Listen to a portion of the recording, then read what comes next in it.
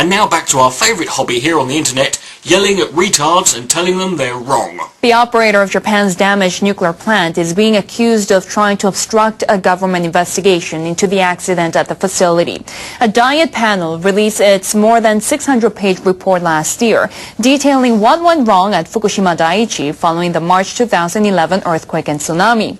A former panel member submitted a document on Thursday to the leaders of both chambers of the Diet. Mitsuhiko Tanaka wants them to investigate the matter. He says last February, Tokyo Electric Power Company wouldn't let the panel access the building housing Reactor 1 at Fukushima.